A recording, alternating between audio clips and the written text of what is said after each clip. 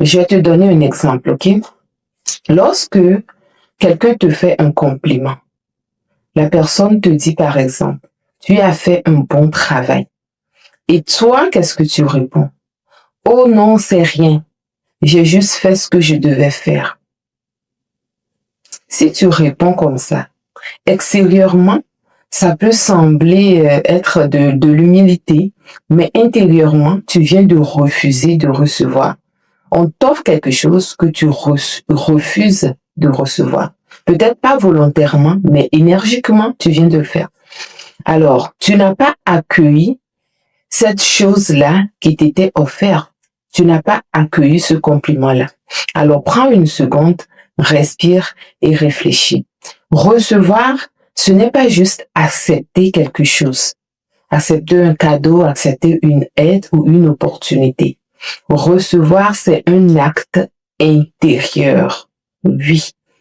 C'est ta capacité, en fait, à reconnaître la valeur de ce qui t'est donné.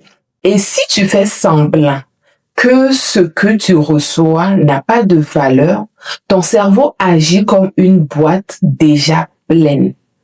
Il se dit, ce n'est pas important, on n'en a pas besoin. C'est ton cerveau qui se dit ça. Ce n'est rien en fait, j'en ai pas besoin. C'est pour ça que la personne repousse.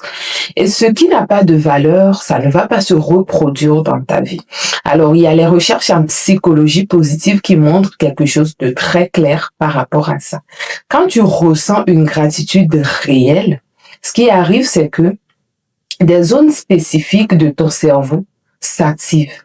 Les zones qui sont liées à la dopamine, à la sérotonine, à la motivation, par exemple, ok?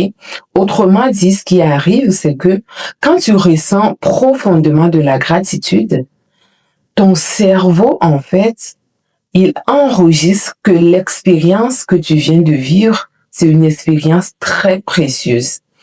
Et ce qui est précieux, le cerveau cherche toujours à le reproduire. Alors, imagine que tu es dans un restaurant et le serveur qui est là, à chaque fois, il t'apporte quelque chose à ta table et qu'est-ce que toi tu fais? Tu fais comme si ça n'avait aucune valeur pour toi. Le serveur t'apporte des choses et tu ne mets même pas un regard, tu n'es pas présent, tu ne montres pas de reconnaissance. Au bout d'un moment, cette personne-là va hésiter à revenir à ta table.